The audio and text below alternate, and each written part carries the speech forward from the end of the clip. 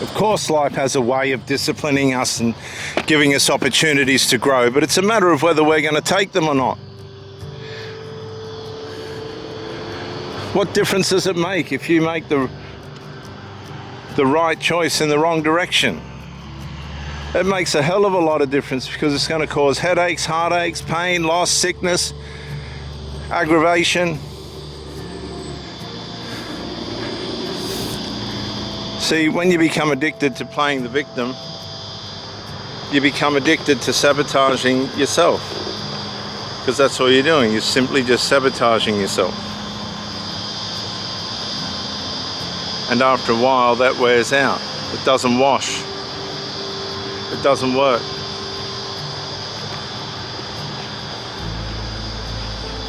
You try harder to keep your relationship together and you're just being abused psychologically, passive-aggressively. There's gaping holes and gaps in the integrity of your relationship.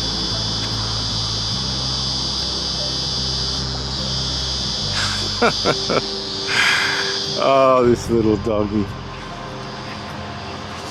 And to be quite honest, in many respects, she gave in a long time ago. You just gave in. You tried to do too much for too many instead of focusing on yourself to be the best version of yourself. You became selfish, but you became selfish for everybody else. And that robbed you, because it took down the boundaries that were needed for everyone to function in a healthy way, in a proper way. You can't just run around willy-nilly thinking you're going to be able to rescue everyone if you first haven't got yourself in order. And this is what we do. We think we can rescue the world, and it gives us an identity and a sense of purpose. But at the end of the day, it didn't help anybody. It didn't help us. It didn't help them. It just created a bunch of monsters.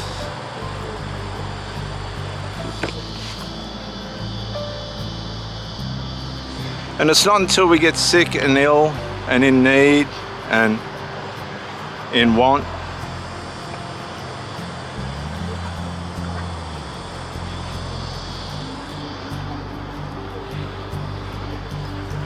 that we realize, this dog's trying me here, look, that we realize who's who in the zoo. And a lot of the people that we thought that cared, they actually don't.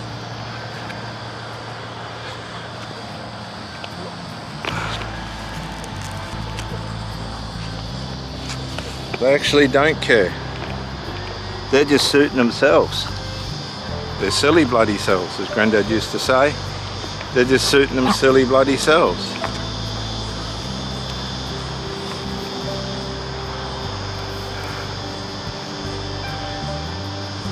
And things weren't out of reach, but you had to take a plunge.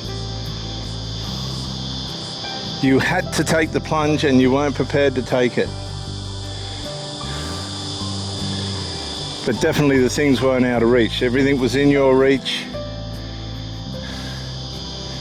And unfortunately, you've chosen time and time again not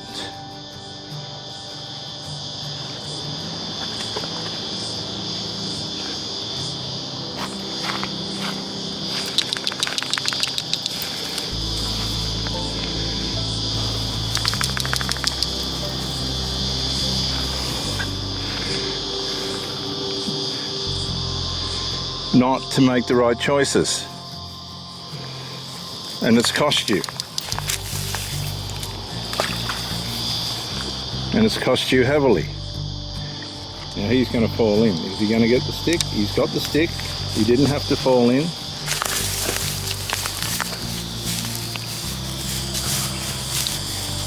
He's putting up a fight. He won't get the stick this time without falling in. He's in the drink, look. He's in the drink and he can't get out, look. He can't get out. And this is what the darkness does, isn't it?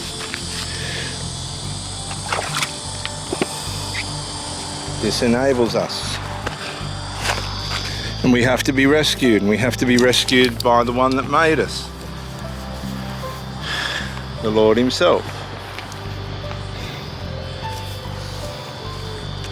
Now, once bitten, twice shy. He's going to try again. Look, he's not going to give in. This is what drugs do and the devil does. But what the devil does, he walks up behind you. This is what he does. He walks up behind you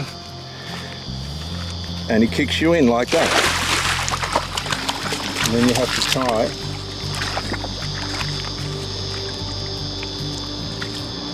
and find your way out. He was lucky. He found his way out.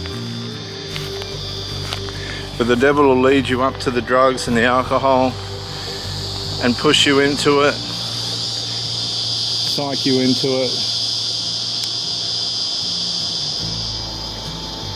And he's not happy with that. He's going to, this little dog's going to try and persist. And we'll walk up now. For you, many of you, the light was there the whole time. You chose not to follow it. You chose a different way. You chose the way of darkness. The Lord was there the whole time. He was there. And you've come out, you're back on the grass, on the paddock, but you're sticking with your habits. And your mortality is now starting to suffer. People aren't putting up with you as readily. Your good looks and your charm has been shaken and racked.